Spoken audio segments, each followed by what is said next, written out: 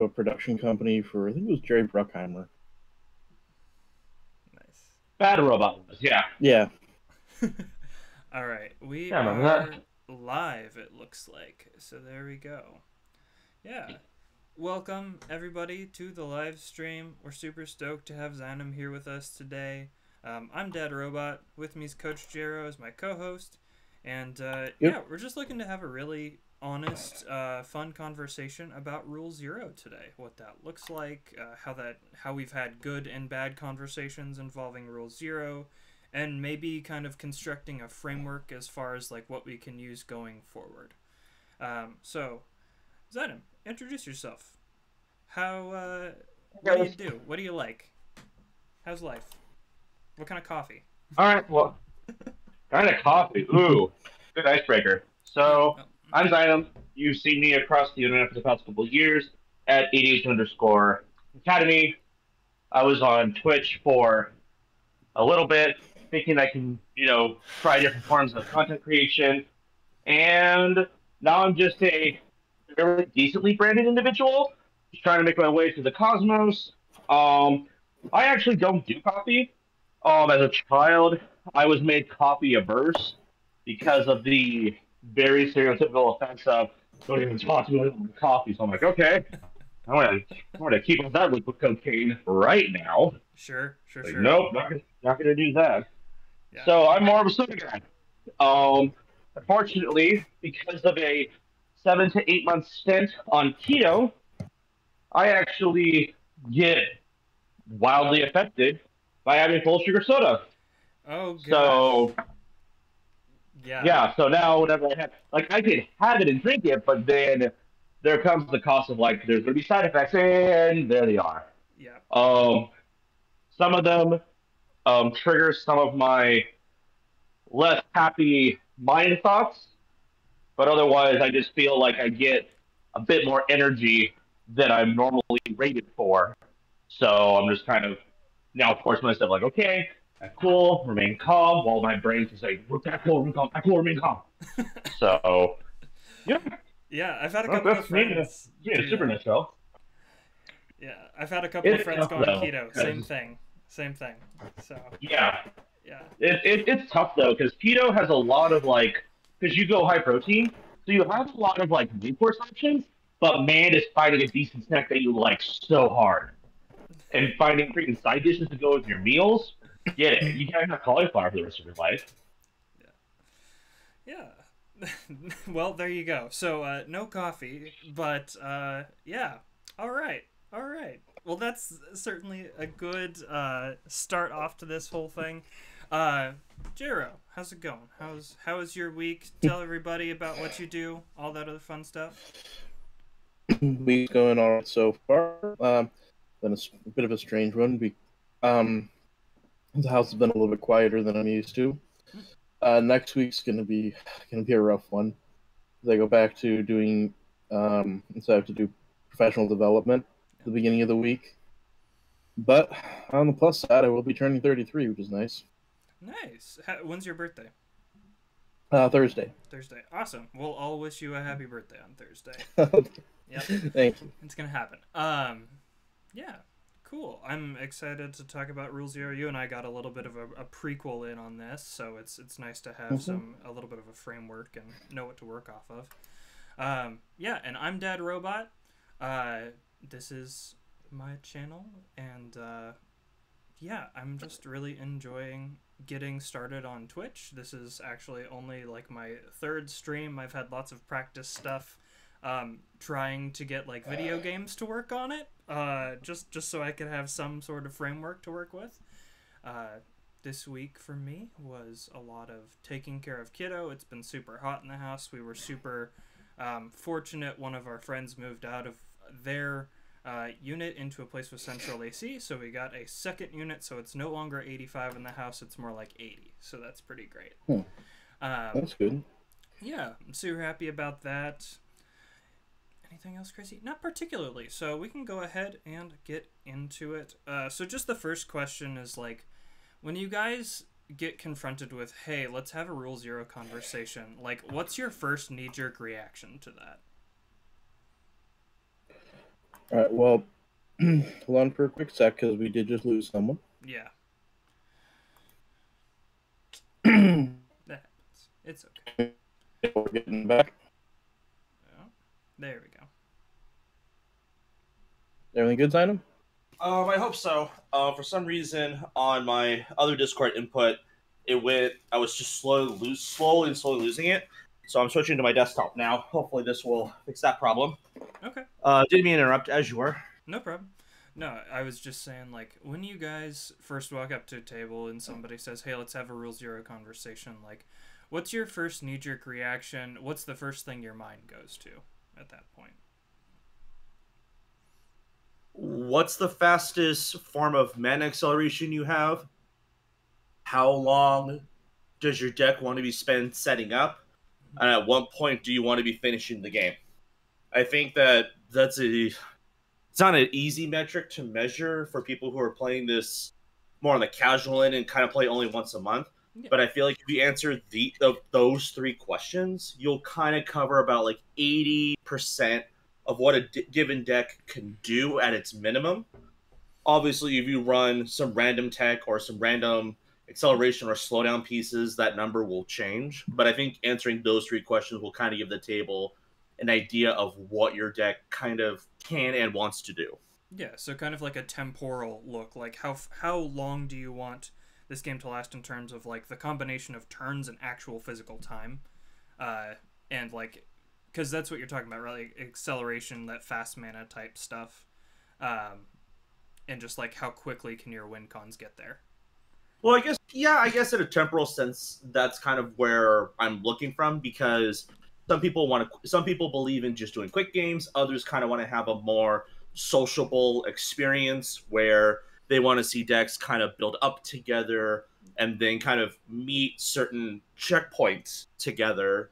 And knowing how fast a deck wants to do that will kind of gauge on, like, well, can my decks meet that speed? No. Okay, maybe you need to switch. Or, oh, this deck can't, but maybe this other one can. And so far, speed ends up being the metric that people I've seen struggle with the most in terms of trying to nail it down, because they don't really mind so much what someone does on their own, as long as they know how long it's going to take for them to actually try and win the game. They don't really care about specific pieces, although we'll get to something like that probably a little bit later. They just more care about, all right, how long are you looking to have this game for? Because if you could address the time length question, then you can go to specifics. But if you don't address the time length one, and you talk about, oh, what pieces are you playing? Oh, I'm playing, nope, this, and that. Like, okay, those sound like acceptable pieces. And then lose on turn 5. It's like, wow. Sure enough, he had those pieces, but they also had these other pieces that made these otherwise, questionably troublesome cards a lot, more powerful than in a vacuum. So yeah, absolutely. And like, it's kind of like the whole is greater than sum of its parts kind of situation, right? Exactly. And that's why I feel like addressing the speed question is a little bit better encompassing what that whole actually is, versus just asking, what's the strongest card in your deck, or what's your finisher type of thing. For sure. J-Ro, what do you think?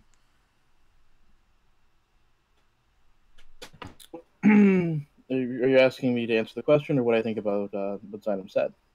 Either one. Both. Your choice. Go for it. Okay. So with regards to what Xynam said, if I'm going up to a table IRL, I would check to see how many people are already at that table.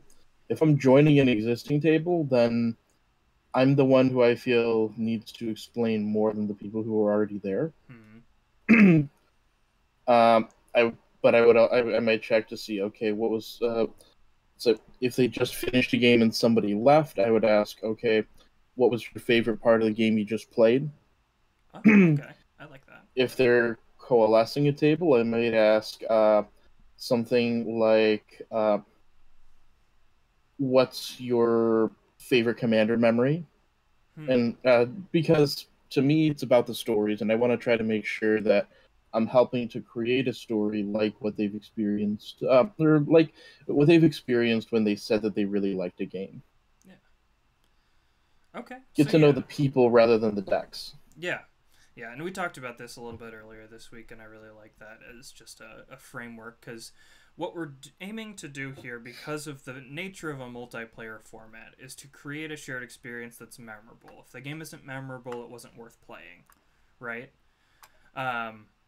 So, like, in particular, your Kerosene and Matches phase aims to maximize, like, a certain thing for people, and basically you're the one that uses it best, but everyone gets access to it, so it makes some big explosive plays not completely predictable, but it does end up being memorable games, and I've participated in some of those, and I absolutely agree that that's the case.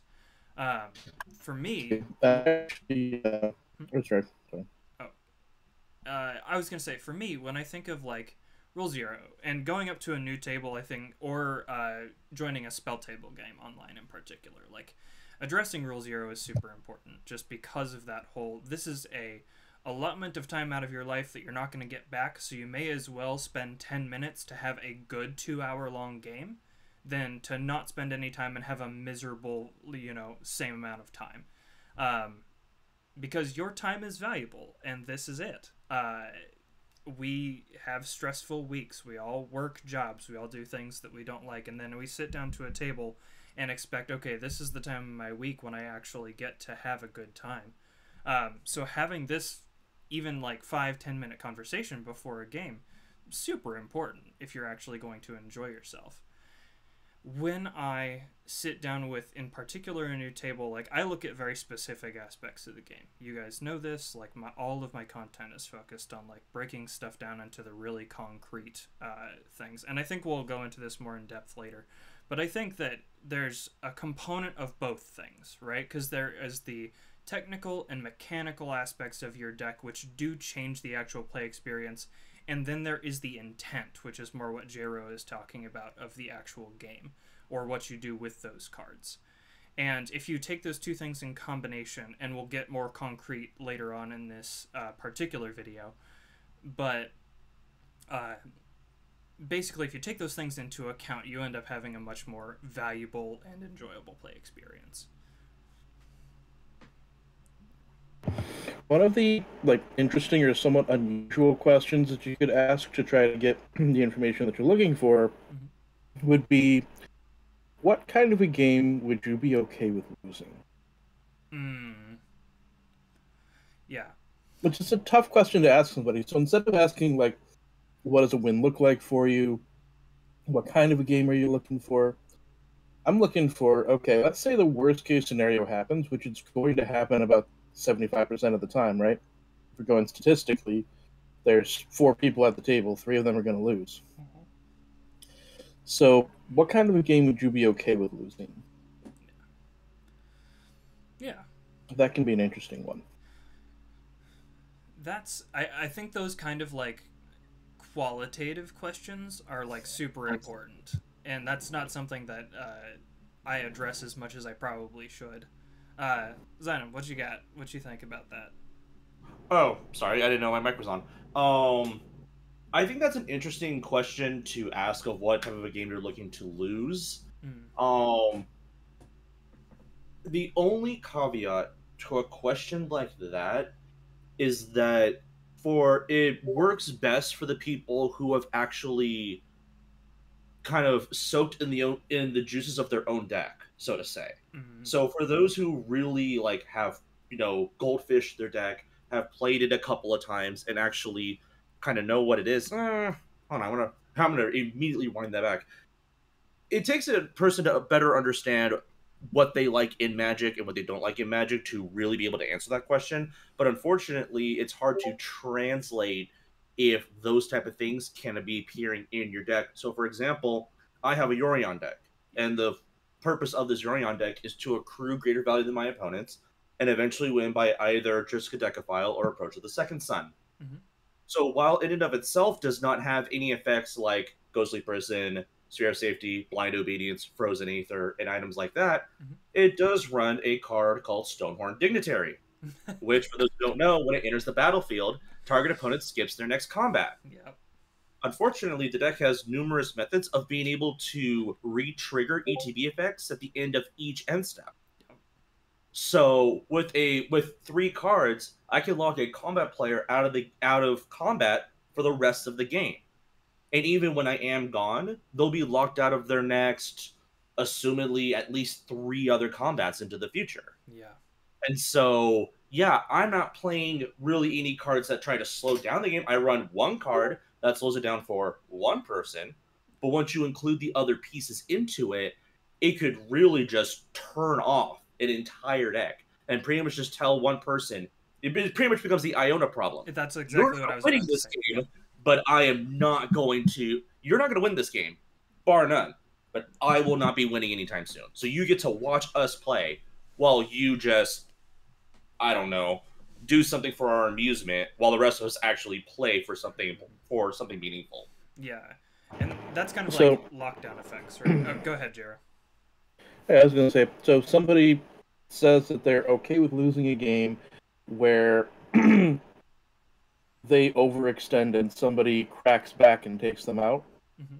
then you probably don't play a deck like Yorion, or you don't target them with that effect because you know that they don't want to be locked out. They want to be eliminated via combat if at all possible. Yeah, yeah. Right, and I think that also. I'm sorry, go on. I was just gonna say I had a pretty similar experience recently. Actually, I play in a pretty regular pod, so we all know each other's decks really well.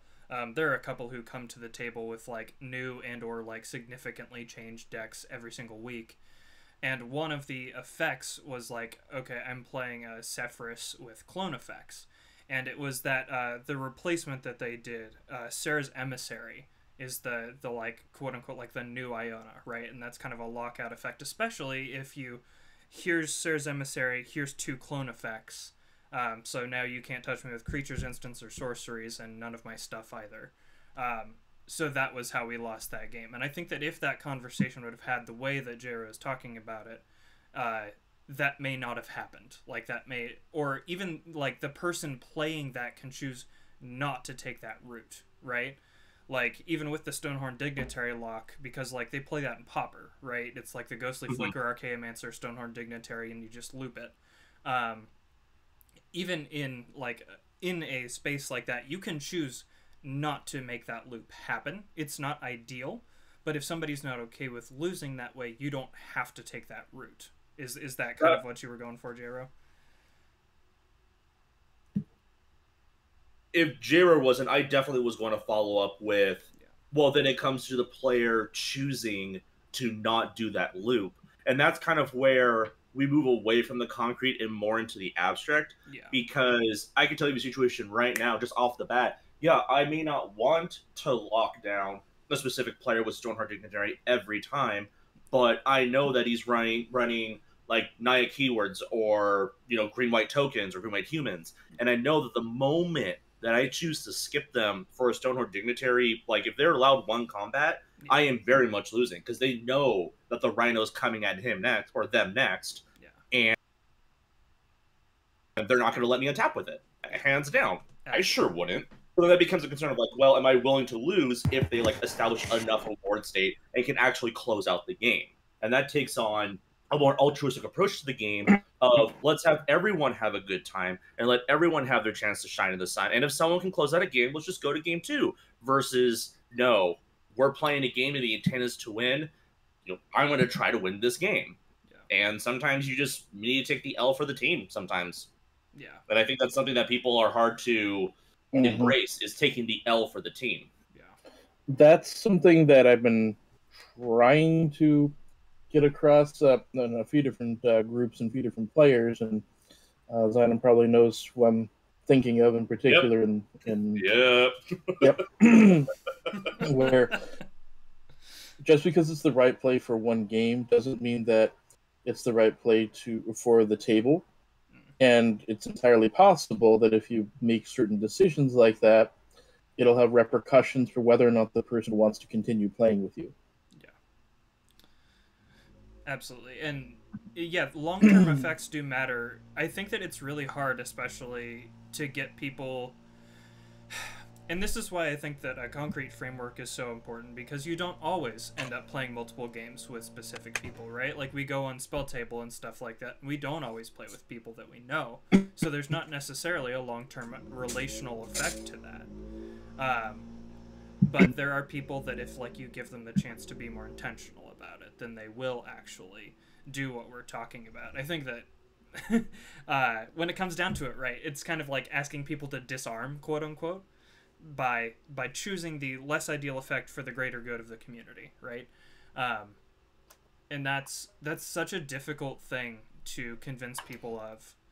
That yeah, I've been also trying to along the same line, right? Like stop running Soul Ring in casual decks. Like nobody's gonna do that, right? Because it's yeah, there's not a chance.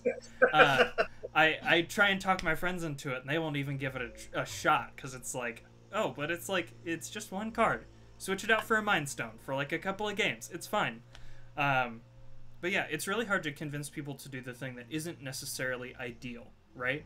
Because we're told, and this is kind of a meta situation, we're told in society to do the best, be the best, make the best, like, life decisions, right?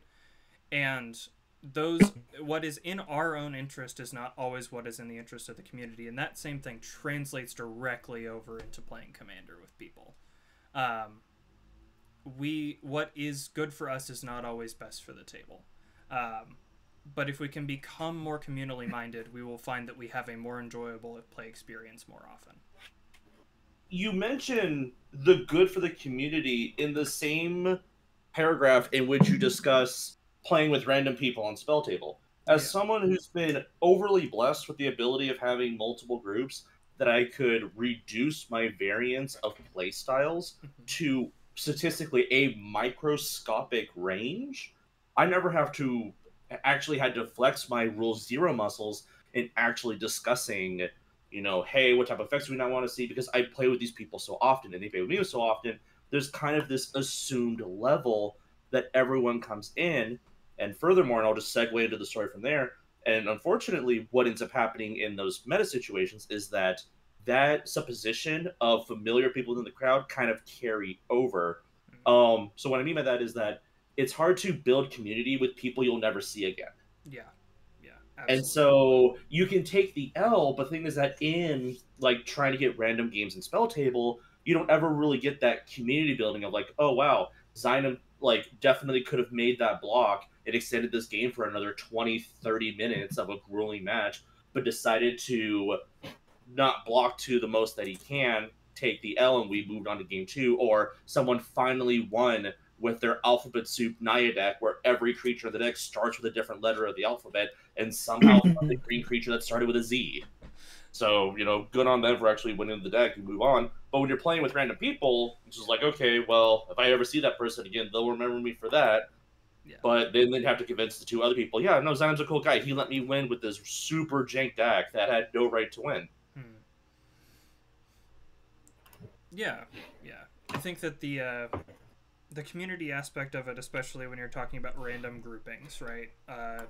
Even people, depending on which LGS you go to, like that's still an issue, is trying to create that consistency. But as people who I would consider most of us at least attempting to be influencers as far as like philosophy in your case, Xynam, J-Ro, you have a actually very awesome community on Discord that has started to kind of coalesce in this way. I'm working on the whole like social media influencer thing, and at some point somebody will listen to me to stop running Soul. But not today, not today. And that's okay, right? But I think that the more of us who are influencers and people who are like leaders in the community start like quote unquote, proselytizing this particular mindset that like we do in games what's good for the community because that creates good play experiences. And that's what we're aiming for on a weekly basis. Like that's the more of us that do that, the more proliferate this is going to be, right?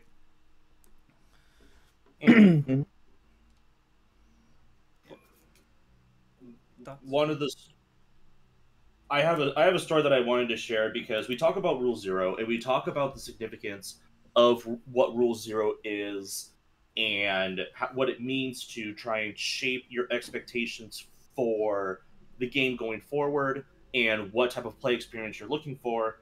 And I really wanted to talk about an experience that Jero and I actually had in the game where we had failed to do that because our meta had already established certain people as to not run those effects that we didn't check on our fourth, who did run one of those effects. Mm. So we were playing in Jero's server, and this particular individual was running, and Jero will have to correct me if I mess this one up, Anami as one, which is like the second highest costing commander in the game at 12. And so because of that, their deck was specifically built to get out a certain combination of lands to be able to cast Anami as one. And for this individual, casting Anami as one was a very important thing for them emotionally for this game. Now, he knew Jero and myself don't really run a density of effects to prevent that from happening. He knows that I run Strip Mine and Wasteland in now all of my decks, but that's a land that I have to grab, and I was in a color that couldn't tutor for lands. Yeah. Except the fourth opponent, who they had assumed that me and Jero were okay with him because he would have played the same style of cards as we did not have that similar mindset because he was taking a deck from outside of our meta and bringing it in. Mm-hmm. So when Blood Moon resolved, Yep. it took that Anami player out of the game. Mm-hmm. And Jero, to his credit, fought tooth and nail to assure this person that the game was not exactly over yet. Mm-hmm. And that, there was the possibility of a comeback and you had outs to it.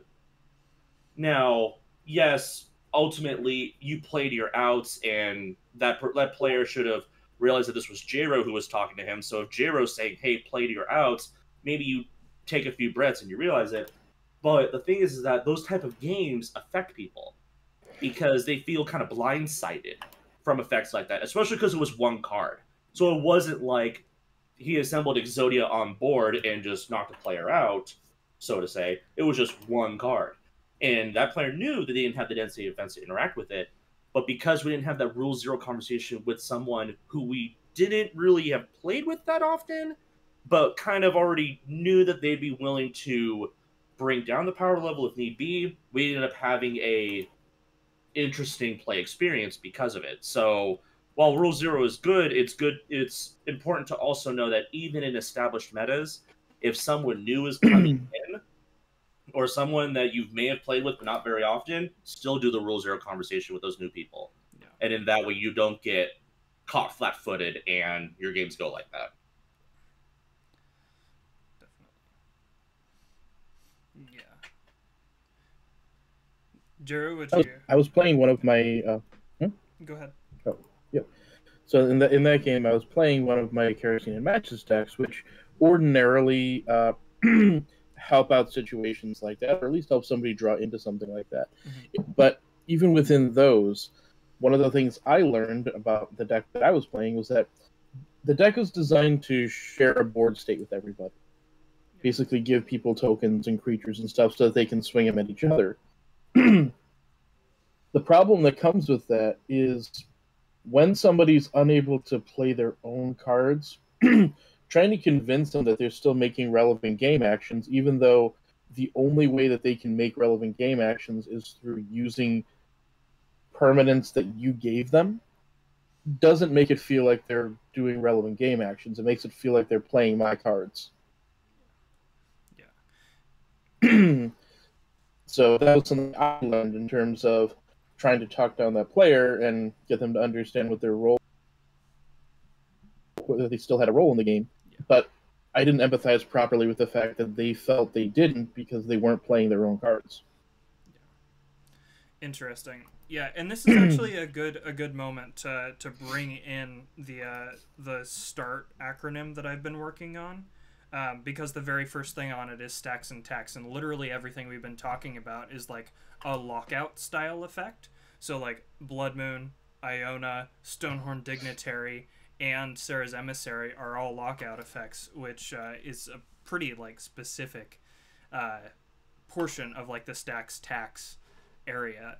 So when you guys think of in particular stacks and tax, like, so Jero and I kind of worked this out the other day, like, because I've had to really think about this. Stacks and tax effects are anything that makes you pay out of your cards, mana, or life, which are like the essential resources of the game, right? And more so than you would normally for like your spells or effects or different stuff like that. So where are you guys at with like how much of that is okay in a game for you generally? For me, personally, I've learned in my history of playing the game that if you give people a quantitative metric and they're the right personality, they will beat that metric. I've had someone who beat us out with a CDH mindset combo deck in Naya for under $50. And so for me, it comes into, even if you run, like for me, I try to keep it just real minimal. Like right now, over the weekend, I was working out my Blue-White Flyers deck, which has been historically struggling for me. And after looking at the layout, I figured out why. I run 2 stacks pieces, which are the 2 flying variants of Torpor Orb in Hushwing Grift and Hushbringer. Yeah. So I think having like a few of them, like no more than 5, will get you that type of variance of, you'll get them sometimes, but not every game type of consistency. So they're more of like, I feel like there should be more of like covering the bases in which you lose, like you would lose the most. Like those would be like the 4 or 5 cards where, oh, I see this deck historically struggle against this style of deck. I'm going to set aside these 5 pieces to, if I draw it, I draw it, and if I don't, them's the breaks. But I think anywhere more than 5, and you're demonstrating the intent to actively slow down the game as a pretty consistent theme within your gameplay and your deck. So, yeah, I think 5 is the magic number. All right.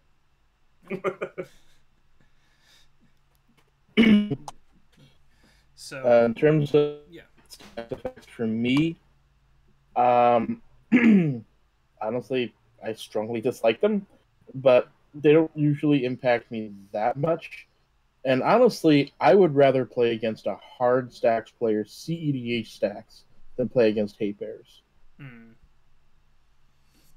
Is there hate bears just really, really frustrate me. Bear being a creature that has an ability, a stacks-like ability that you would see on like an enchantment like Blind Obedience or Frozen Aether or Torpor Orb, and I would rather see Torpor Orb than one of the flyers. Like I think you put some of them in the server. That's the one that looks kind of weird. Hushwing Grift and Hushbringer. Hushwing Grift. Yep. Well, there's the one. I can't remember. What's that? To call the Honor Guard's the 3rd one. Yeah. Sure. I was thinking of the one that you didn't say yet, but that has really weird looking art, kind of modernist art. But sure, we'll go with any of those 3. I would rather see the non-creature version because at least it's not like, so they're not going to be mad if you blow that up. The creature version will be, the creature version they'll be like, well, you blew up my creature, now I'm going to get back at you. They also aren't pretending to have a creature. So with the creature-based stacks effects, the tendency is to not attack with those creatures because you want the effect to stay out. But why are you playing a creature then? You say things like, "Oh, just kill the creature or wipe the board." But if we do that, then you're going to be mad that somebody blew up your creature. You're not wrong. There is a tendency to be angry at creature destruction, but I actually prefer having the creature variant on the grounds that the color pie across all colors covers creature removal better than non-creature removal. An example being, let's say that you're playing Feldon the Third Path, which has been known to be a pseudo-red Reanimator deck, and I have a turn 0 Leyline of the Void, backed up later on by a Rest in Peace. Red historically struggles in getting rid of enchantments altogether, and their best options right now are Chaos Warp and Enchanter's Bane, unless you're running one of the 7-mana removal options, which has been gaining increasingly unpopular because of the speed and efficiency of the format. So if it's on a body, you can at least kill it with, God forbid, Lightning Bolt, Rift Bolt, a variety of burn spell effects that red already naturally wants to be running. Versus counter to that is that, yeah, you can remove it, but the political ramifications make it not worth it. Especially if the... Then you're coming in, not so much in bad faith, but now you're setting yourself up for confrontation with other people. Like, now you're not even thinking about how can I play the game well. Now you're just setting people up to do things they naturally would want to do just to legitimize being frustrated at them or validating this now vindictive action you're taking against them. And I think if you're going out of your way to do that, I don't know. I see your point, but I think if you're playing a creature that has that effect, you kind of already know that people are going to want to destroy it or have not come to the emotional maturity to accept that if you're going to be disrupting someone's play, they're going to try and get rid of it to be able to do what you're doing. Yeah. So issue number 1 is usually the so the fact that there are more ramifications for blowing up a creature than there are for blowing up a non-creature permanent. Because you usually have to go out of your way to find non-creature permanent removal, so it doesn't feel like they are targeting your stuff. That becomes the issue of, you used a Lightning Bolt on my Takali Island 3 toughness, I think? Yeah. Yes. Or Hushbringer or whatever. Because you used a Lightning Bolt on my Hushbringer, when you could have used it on any number of other things, I'm going to be mad at you. As opposed to, well, you had a Frozen Grip, which is a little bit more specific. So you blew up my Torpor Orb with a Frozen Grip, I'm not going to be as mad at you because there are fewer things that could reasonably hit. But I'm running a Yara First of Lockwing. I'm running a mono black blink deck that is trying to repeat ETB effects for her to drain the table, and your one single creature is specifically stopping me from doing that. And you have the ability to remove it, is your point there, right? Right. Because you're and mono black. Yeah. Right. And so I feel that if you went with the enchantment route, black has like Feed the Swarm, Farrakhan's Libation, and their options to be able to actually interact with it is I think the Annihilation card, there's just a couple of colorless ones that are way overcosted, but can do it. Yeah. Right, but the price you pay in efficiency is actually knowing cards from freaking Onslaught, when a lot of the player base is starting to come in and only be familiar with cards where even things like Berea is considered an old card because of how recently they came in.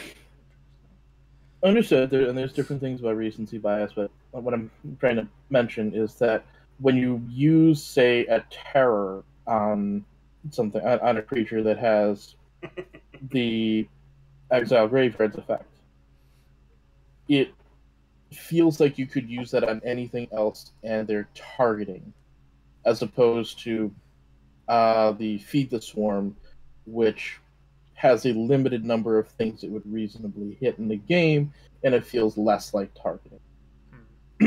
I see your point in that regard. Right. So issue number 1 is the political issues. Issue number 2 is that people who run hate bears tend not to put them into risky situations like combat for fear of things like Etherize or just any number of other combat tricks. So they sit back with the hate bears and don't actually use them to advance the game or board state. So they're using them as slightly more interactable stacks effects.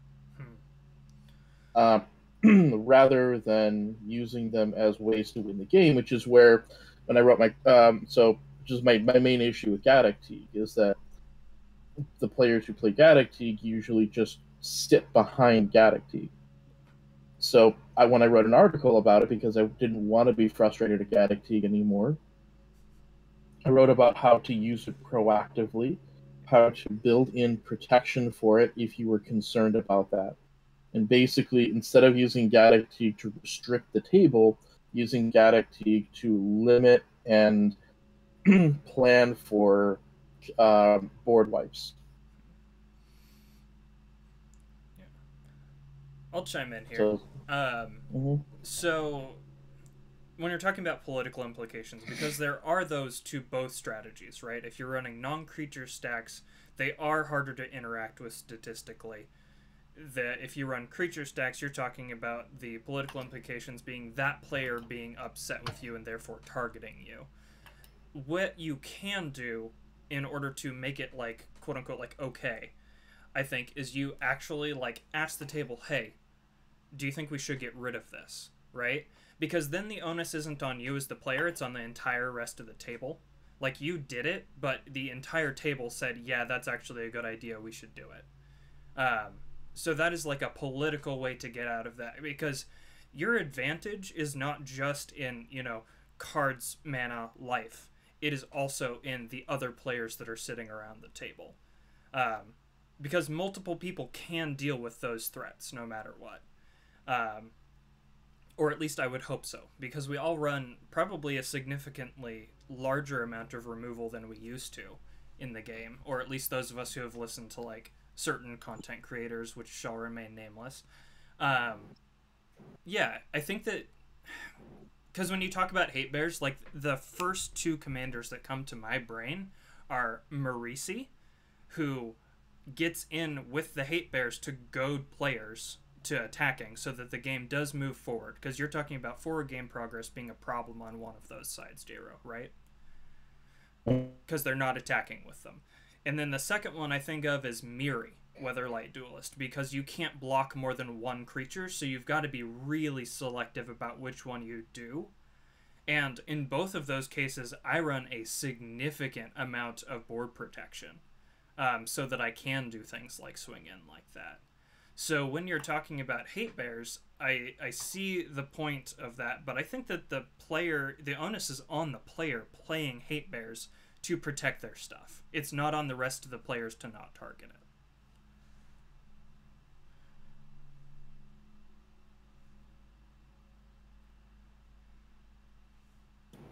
it.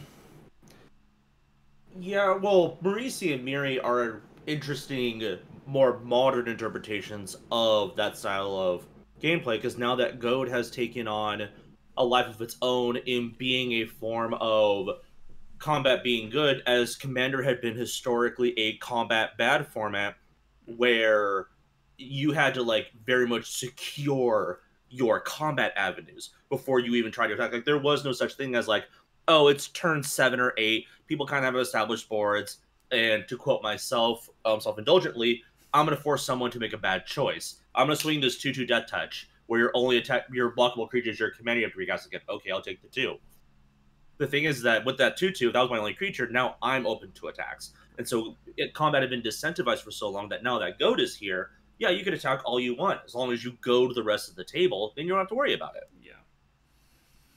But you had mentioned a game forward type of mindset, and I think that's an interesting component to game design as a whole and to games as a whole that I think Commander kind of, it doesn't struggle with it, but it definitely is something that we definitely have not explored deep enough. Sorry, quick side note, because you had mentioned it and I thought about it. Yeah. Jared was actually the person to get me to run more removal in my deck.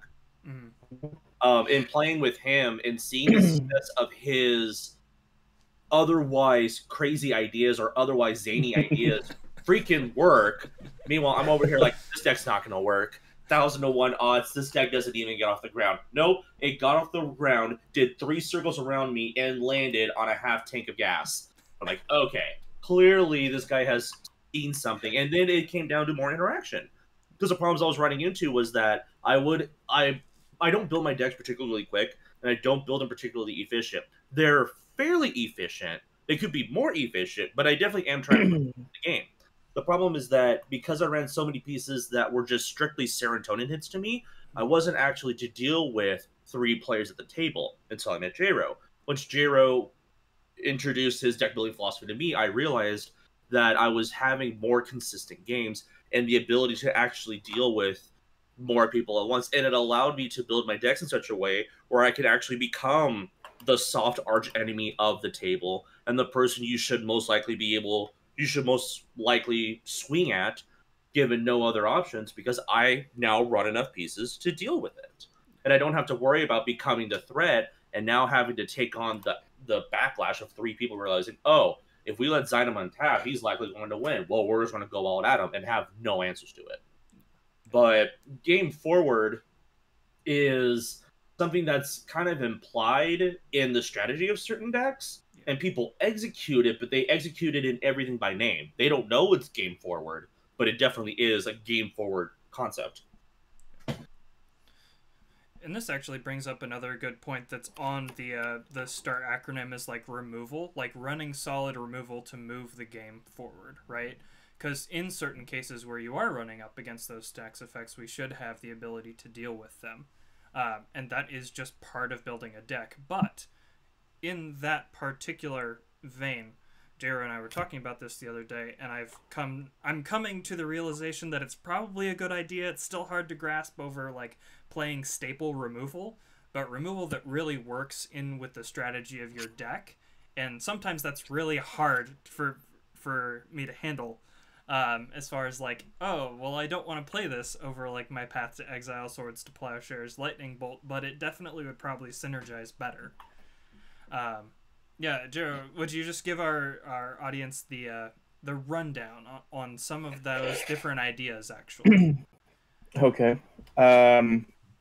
So in terms of removal, playing more removal but having it actually be in line with your commander was what was a big part of what my first column was about at EDH Rec. So that column was called "These Cards Do Work," and it took a commander and then broke it down into the different jobs and looked at, okay, this is a staple card that can do this job, and this is a card that does the job in a specific way that works with what I'm doing in the deck. And a great example of that one is my Sig River Cutthroat blue-black burn deck. Mm-hmm. So in that deck, it's a burn deck. I want to get players to 0. And I work that into everything the deck does. So I run a Counter Squall because it counters a non-creature spell, but I don't run Negate, I run Counter Squall because they also lose 2 life. I want to get life totals to 0, so I'm going to play a variant that, while somewhat worse because it requires black mana, is still a solid card with the effect I want that also lowers the life total. The card draw in the deck is all Sign in Blood effects. So I can target a player, have them draw cards, and they lose life. So the reason why I do these things, why I build that life loss into every element of that deck, is because when you're in top deck mode, you want to have a high statistic likelihood of drawing what you need. If I have an opponent at 2 life, Sign in Blood kills them. Counter Squall kills them. And people say things like, oh, how did you happen to draw a spell that made me lose 2 life? Well, because a high percentage of my deck was cards that do that.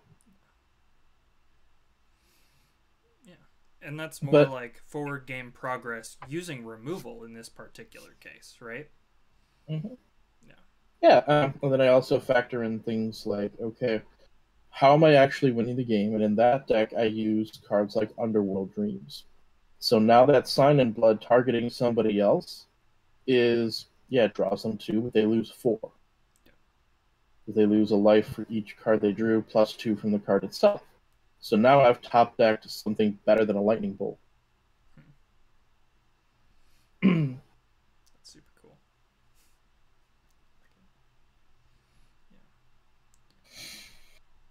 So that was that concept of synergy and how adding more removal but having it be synergistic is helpful.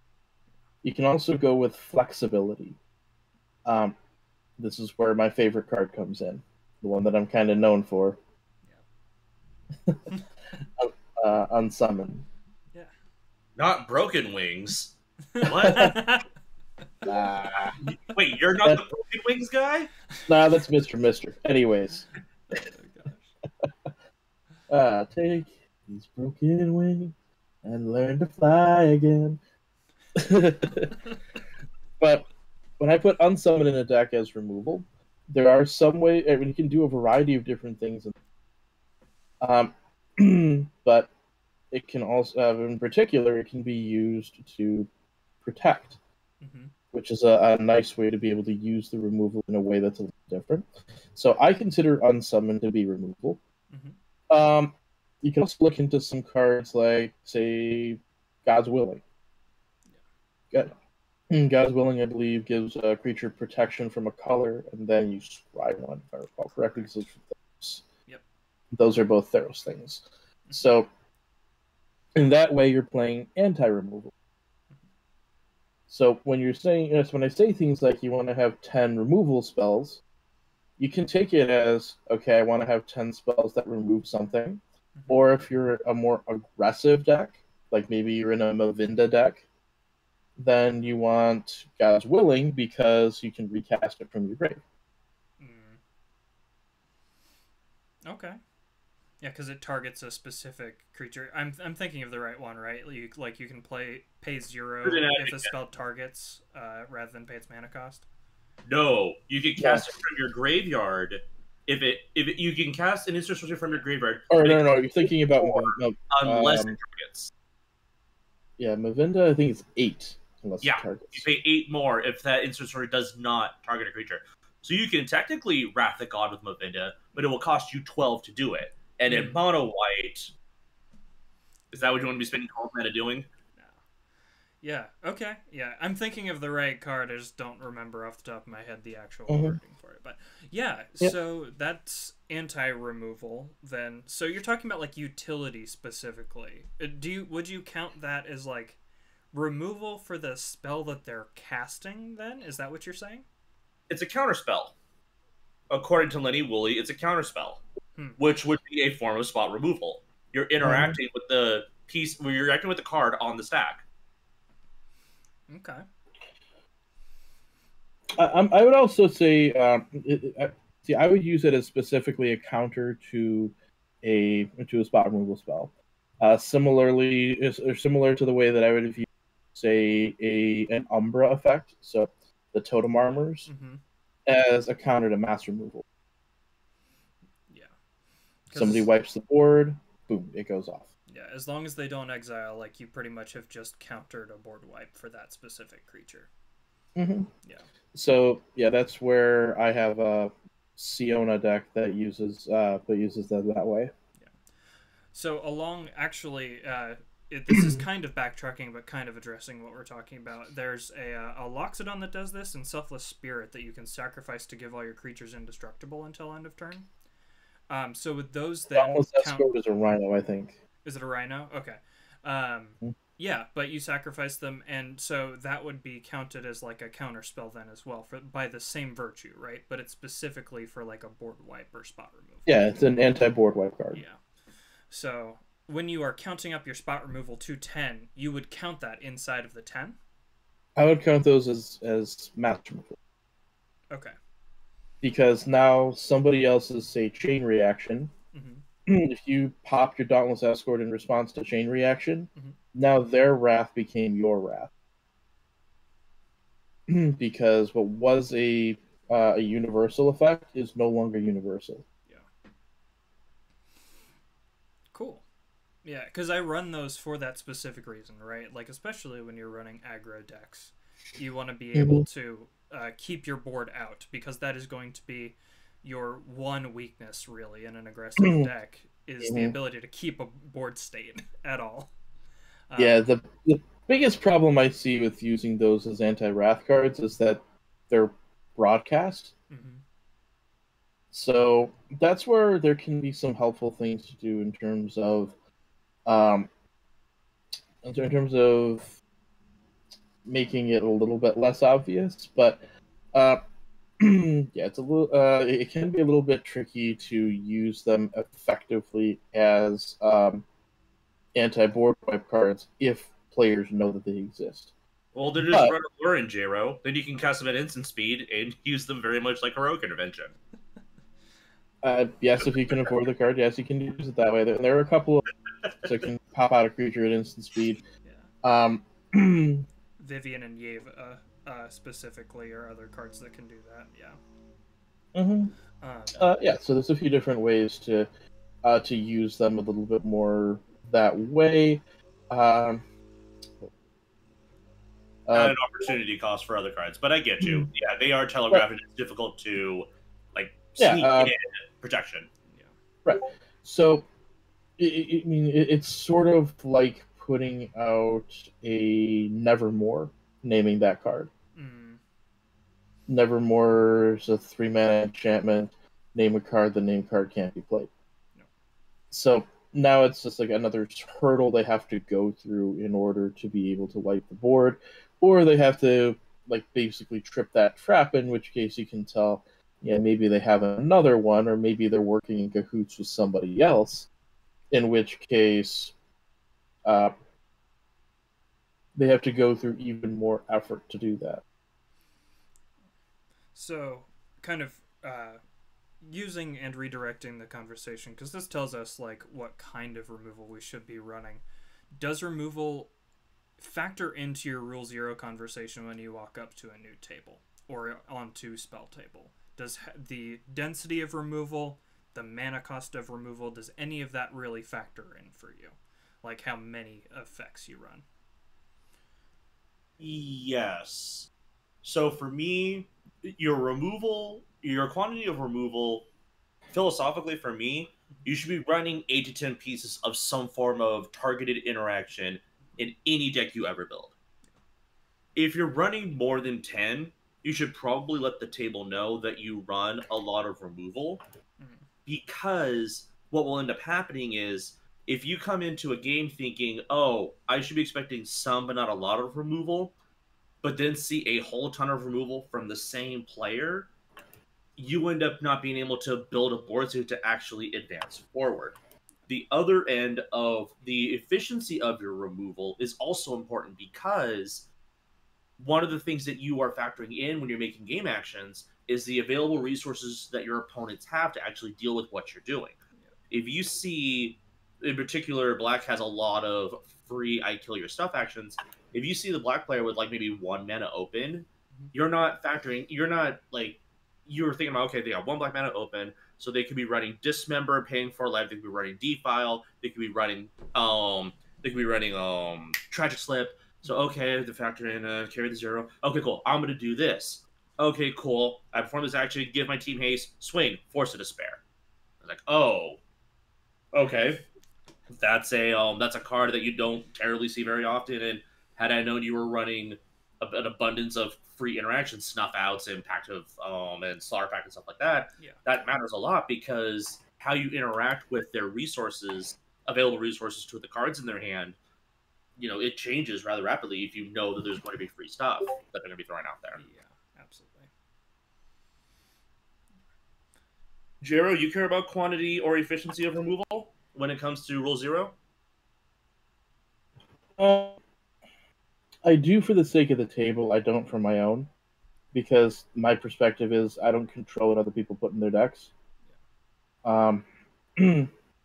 That's why I tend to go more qualitative than quantitative in terms of my approach to Rule Zero. Okay. Yeah. And Also, I can't really interpret how they view their thing. For example, somebody might say, "Oh, I use Oblation as a card draw spell." Mhm.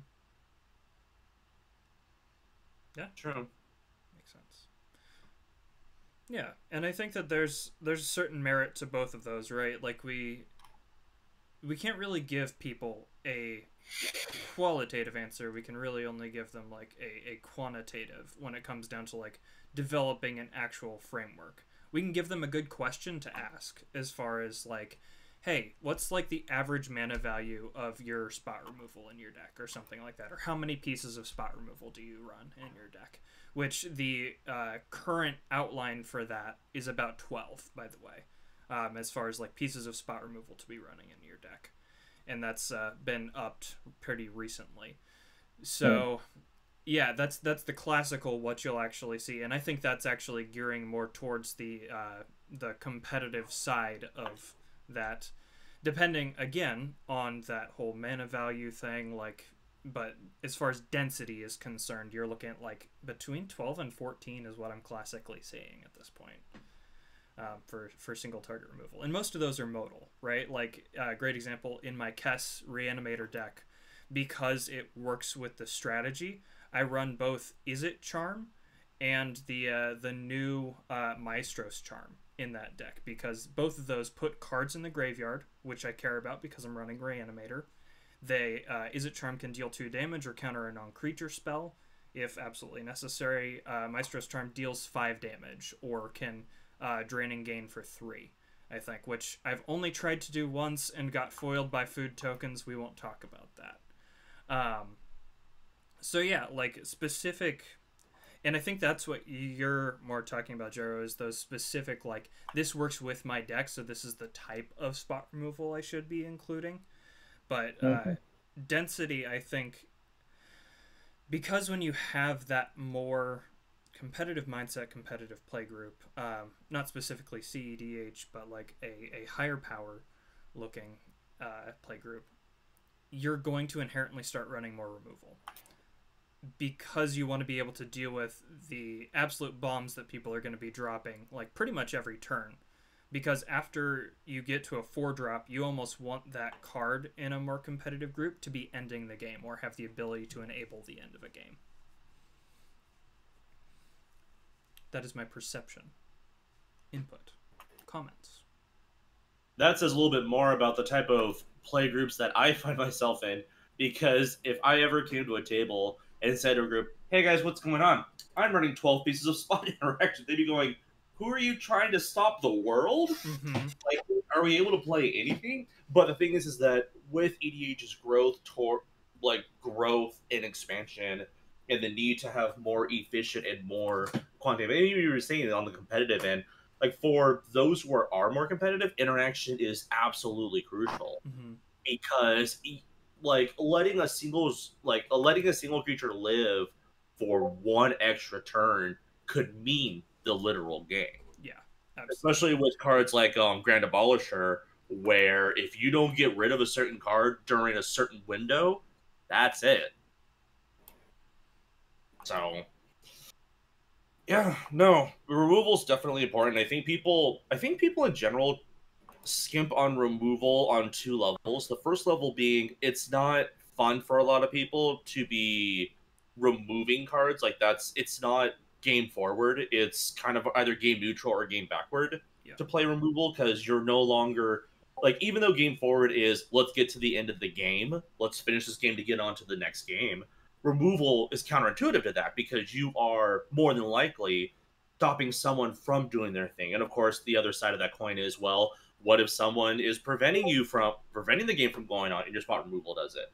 But the second one, the more important one, is that people hate preventing others from having fun in the game. Yeah. Because it's meant to be more of like, we're all vibing, we're all doing our stuff. That would be like if we were just hanging out having a drink, and I mentioned like, oh, hey, I gotta clean up my place this week, and it's been something I haven't been really doing a lot. And then someone goes, that's really irresponsible of you to not be cleaning your home on a regular basis. You're like, what?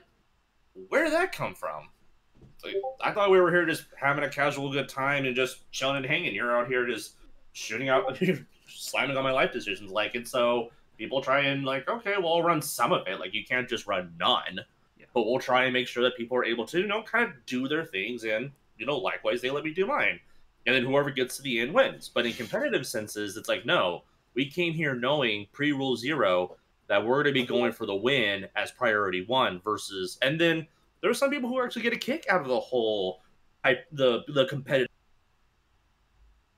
aspect of it and just really relish in that, and that's where they get their fun out of. And the social experience of having fun with others doing that is already pre-baked into the competitive sense, because you're hanging out with a group of people who are like-minded in that sense, and you get that euphoric feeling of, you know, uh, being competitive with other people, and you already kind of get that social interaction baked in because you're with those people. And for context, the average, I don't know if you guys know this, the average number of spot removal in an actual CEDH deck, I believe, is 26. Yeah, Yeah, I believe it. yeah. So when we're talking about like casual or high power, saying, oh wow, you have like 12 pieces of spot removal, if you're like factoring it against CEDH, it doesn't feel like a lot. So the people that are comparing the casual meta to CEDH do not feel like 12 spot removal is very much, because it's less than half, right? Of what the Of player. It's less than half. Never mind. I thought you were talking about like, I was thinking like less than half. 12 is significantly less than half of the cards in a commander deck, even when you're thinking about non-lands. Is significantly less. Yeah. Right. Mm-hmm. Yeah. It's interesting, and the increased amount of removal also brings back, and so a thought that I've been having. So, a couple of thoughts actually. One of them is that people don't play enough lands in their decks. Um, people start cutting lands and going down to like 35, even 32 or something like that, and that's baffling to me because of how many times commanders die. Yeah. So that's one thing it makes me think about is how I run 40 as a baseline. Yeah.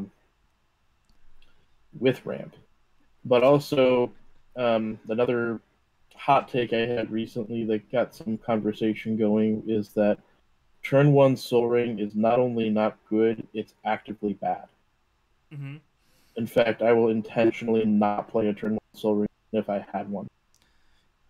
Absolutely. I think the stats came out on that, and basically you are more likely to lose if you play a turn one Soul Ring because of the political implications of that than you are if you don't.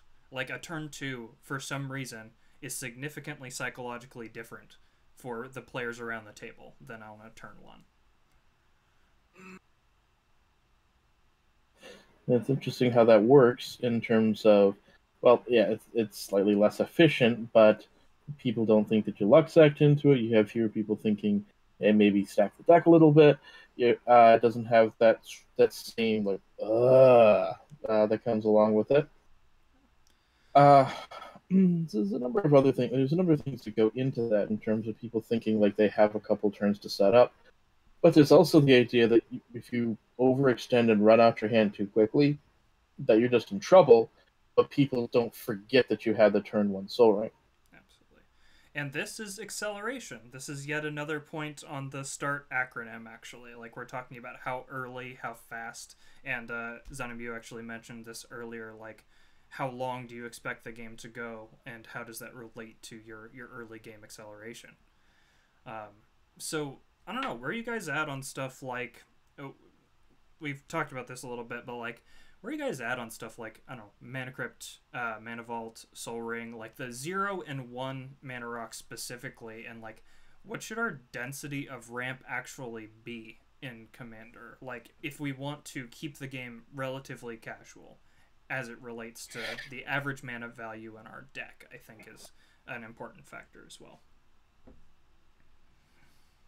J-Ro kind of influenced. So one thing that I'm actively trying to do in my modern style of deck building is 12 forms of ramp. Because as I'm playing more and more Magic, I'm realizing that being able to play a land per turn is important, but being able to get ahead of your opponents is also important. I feel like I think Soul Ring is probably like, well, Soul Ring is a weird spot because it's kind of the poster child card of the format, like Brainstorm is in the Legacy and Vintage formats. But I think once you go into 1 into 0, you get into a really dicey spot because of the output of mana that those create versus their investment. Yeah. And so for me, I don't think that Vault and Crypt in a casual setting should be anywhere in the conversation unless your commander costs 8 or more. Because with Crypt and Volt, just to get your commander out, like, that's almost necessary. Otherwise, you need to, like, very much line up very specific pieces of interaction.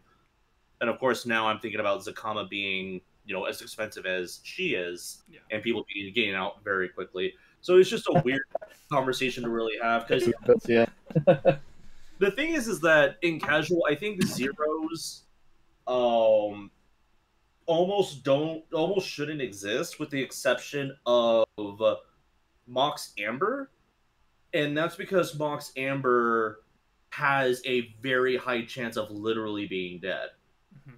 Like, if you cast Mox Amber with your commander out, and I remove your commander, you have now basically played a land that does nothing. You have played Temple of the False God on 3 lands.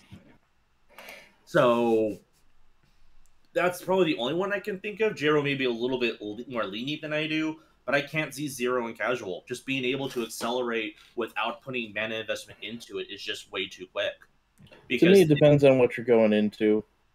I do play some 0 mana ramp in what's the name of the deck? And I could see like playing Mox Amber. Yeah, I could see playing Mox Amber in particular, and like Joyra and Urza being very powerful. Not that those aren't very powerful commanders to begin with. That was just an add-in. Go ahead, Jero. I actually have a Crypt and Zabaz because I'm playing terrible cards. Mm-hmm. Like, I want to be able to cast Shoulder to Shoulder a turn early. I mean, I don't think that's bad. Shoulder to Shoulder is a 3 mana sorcery support 2 draw card. That is yep. It's a card.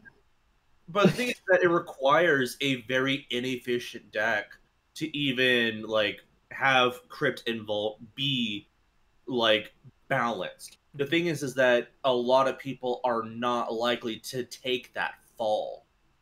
A lot of people, if you were to ask them, hey, if I just gave you a Crypt and Volt right now, what deck would you put it in? They would already put it in a deck that's already fairly, if not somewhat, mana efficient as it is, just to be able to get that stuff out faster. And I think that's not to say that even that deck can't have some nasty starts, because I'm still me. But the thing is that you philosophically approach deck building very differently than others. I trust you with a Volt and Crypt because I know how fast you want to get the games to play anyways, and I know that you are an experience first type of player versus game outcome first player that so many members of the community are, but that could be tied more to Magic having always kind of been a sport in some senses, and sports have, for better or for worse, always been used as a method of evaluating the skill set of one person versus another. And so carrying that into Magic, people are kind of thinking more about, on a whole, now obviously there are some people who are more about hanging out and spending time with people, but as a whole, people kind of play to try and, win the game. And so if they were allowed to play Vault and Crypt without scrutiny and without the stigma that comes with it, why not? They just objectively work well in most decks. I just think if you're playing Vault and Crypt in a casual setting, you should probably let people know. And in that way, they can adjust for that, because Vault and Crypt greatly accelerate whatever gameplay you have. So, especially because they cost so little, and if played in the early game, when people have very little ways to actually interact with what you're doing afterwards, and I think that's what makes Turn 1 Soul Rings actively bad, is psychologically speaking, because you literally have so few options to deal with a Turn 1 Soul Ring. Like, unless you're running Nature's Claim, Force of Vigor, or maybe another green card, or Abolish, like, there are very few little to no mana investment to actually get rid of a Turn 1 Soul Ring. So, well, you get rid of whatever they're going into, and then at that point, having a turn 1 soul ring is pretty much the same as just as having a turn 5 soul ring. And Just make sure that you slow them down however you can. yeah. But Soul Ring's not Black Lotus. You can like, or Mana Crypt's not, or Mana Volt and Mana Crypt are not like Black Lotus. With Black Lotus, it was just that turn. You get 3 extra mana for your Hill Giant. Back then, it was like, holy crap, Hill Giant. But now, that Mana Crypt and that Soul Ring and that Mana Vault, Mox Diamond, Mox Amber, and the like, those are staying with you turn after turn, even if you do stop what comes out. And honestly, now, the games that I've had where I super accelerated have not been because of those cards. It's because of like a Mana Geyser or a Mana Geyser or Jessica's Will, but something like that. cards though, like, yeah, I get it. It's just I like how you just went to the homework, like, oh, for 5 mana investment, I have 35 mana, and boom, there we go. Yeah. Is Mana now not casual now because you can make 35 mana off it? I have adjusted decks because of stuff like that. One of the decks I did just for power level was it's originally who's the commander of it? Pile over here somewhere, but that's fine. I'll remember in a little bit. But I think it was Velomachus, and I subbed out Velomachus for Rem Carolus because Velomachus was just too much too fast, even though he's a 7-drop. Yeah, but that's a 7-drop. Like, that makes in a color combination that struggles to ramp as it is. You know, I get it. That makes sense, but The 7 mana was too powerful. So I went down to a 3 mana commander because Velomachus into like Mana Geyser was just too much for people.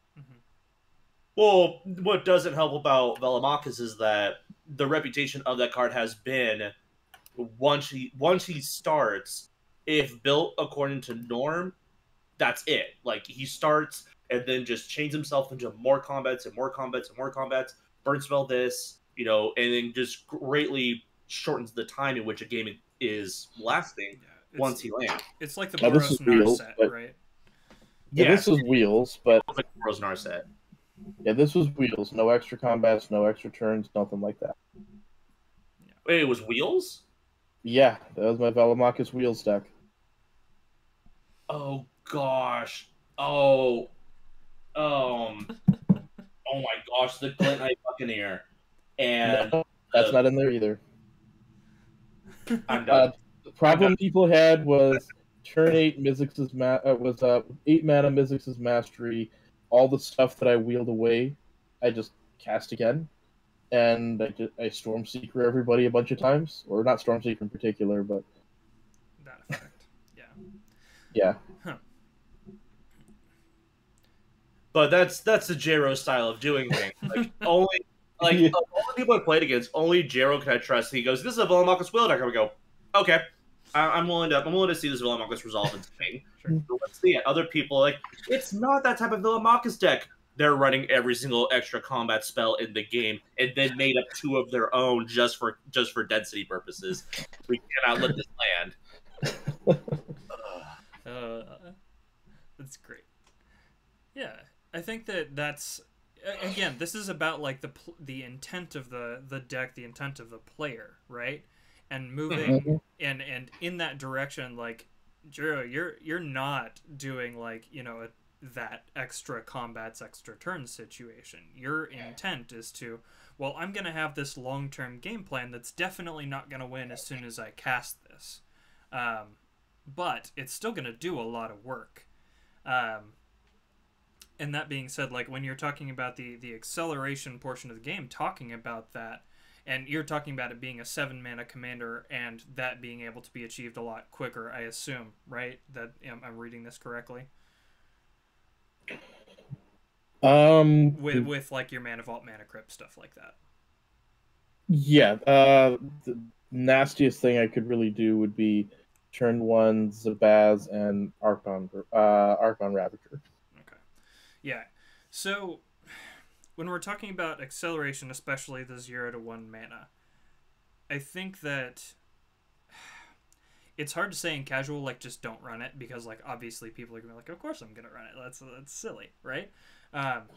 But it does eventually cost you games if you go for that so quickly that it's almost not worth running in some cases, right? Especially, and I think that this is particularly correct. Like, I don't even run Soul Ring if my commander doesn't have 2 colorless mana in the cost. If it's like 1 and, you know, a 3 color or something like that, I won't even bother running Soul Ring because it doesn't actually help me accelerate out my commander in particular. Thank goodness I'm not alone. I don't run Soul Ring and a Yara, who, for those who don't know, is a cost of black, black, black. But I also don't run Dark Ritual because I know that, like, the odds of me getting that out turn 1. But I also don't run Soul Ring in any of my elf decks because really, Why? you need mana acceleration that badly that you'll run Soul Ring in an elf deck.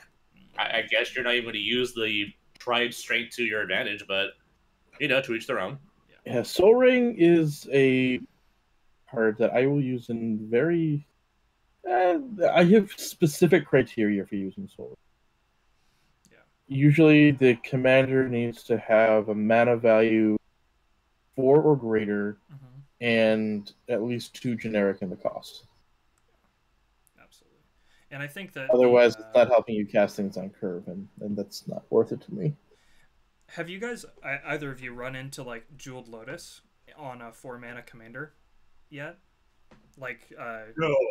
Okay. No. The one time I encountered was Tox Roll.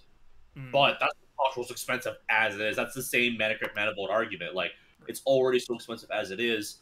Crypt Vault and Jeweled Lotus just makes it somewhat competitively viable in an early game. But no, Jeweled Lotus on a land on turn 4 commander is just Channel Fireball right there.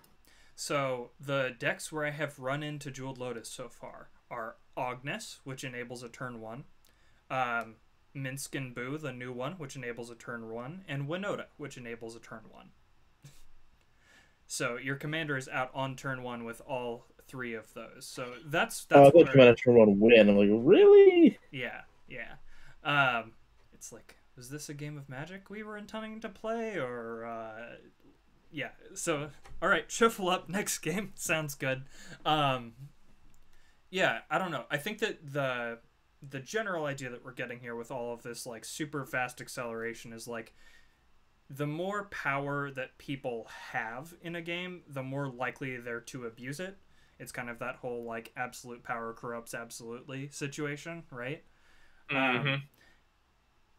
And being able to limit ourselves as players and also as content creators and everything like that is really important for people to see, I think. Because starting to set the example of, hey, these aren't really experiences the experiences we want to create in general, unless it is a deck where we have really toned back. Like, why run them? Why? Like, there's no particular reason if you're aiming to create an experience that is like, hey, we want to play like kind of a more drawn out game. We want exciting moments. We want people to have a good memory out of this. And creating those memories, I think, is kind of like paramount. We have about 5 minutes left. Anything else you guys want to say about Rule 0 before we sign off here? When in doubt, have it. Especially if you're trying to test out a new deck, because a component of Rule 0 that almost never comes up, because why would it ever come up, is if you fear your deck is going to be too slow. Like, one thing that in Jero's server that I've been trying to get firing, and it's not been entirely successful, but I don't blame it, is having proof of concept testing within the community that you're looking to play in. And telling people ahead of time, look, I'm trying to bring this deck forward to see if it actually has lane. This is going to mean that my removal may not be efficient. If I'm in a dominant board state, I may not be able to close the game out quickly. But I need to see if it actually can go up against these other decks. Because when are you ever going to test it?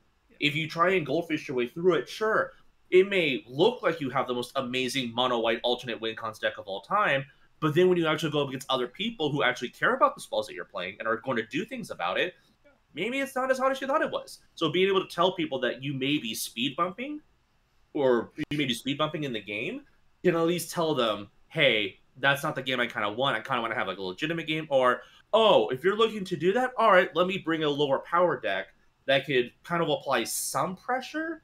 But if I don't have the interaction, it will allow you to see if the deck can breathe. Absolutely. Yeah, and I've had an opportunity or two to play on Jiro's Work in Progress Wednesday.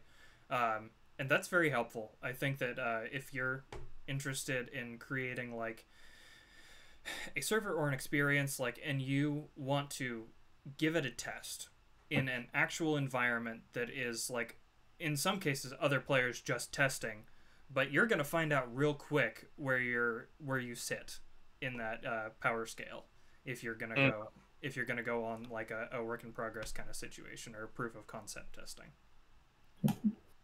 Absolutely. Yeah, I have obsessive compulsive disorder, and it helps me to relieve stress to be able to build things. So I am constantly having new things to try out for those streams. And it's super fun. I really enjoyed it.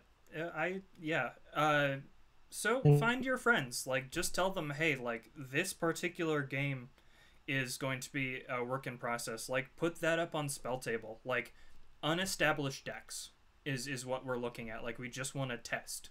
And maybe that's something that becomes more popular within the community. It's like, hey, we want to create a good experience for everybody.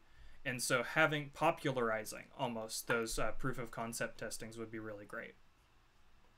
Mm-hmm. Yeah. With that, we've got a couple more minutes, but I'm just going to say thank you guys for coming on. Xynam, it was great to have you. We'd love to have you again at some point if you're interested. It was great talking to you guys and talking theory, which is something that I think content creators should be getting more courageous in exploring. Because while it's cool to talk about top tens and cards you should be running, discussing theory could also make equal amounts of progress in changes how you approach a deck or even approach the social component, actually talking and dealing with people. Absolutely. Yeah. Well, I'm just going to say for our viewers, if you're viewing now or if you view this later, like, follow us, subscribe if you have the means to do so. We're going to keep going. This is fun. I'm enjoying this. And yeah, we'll keep getting guests on and talk more solid quantitative and qualitative theory and create pretty much the best game experience that we can for you and for everybody else in the community. So thank you guys again. And yeah, that's going to do it. We're going to sign off. We'll catch you later.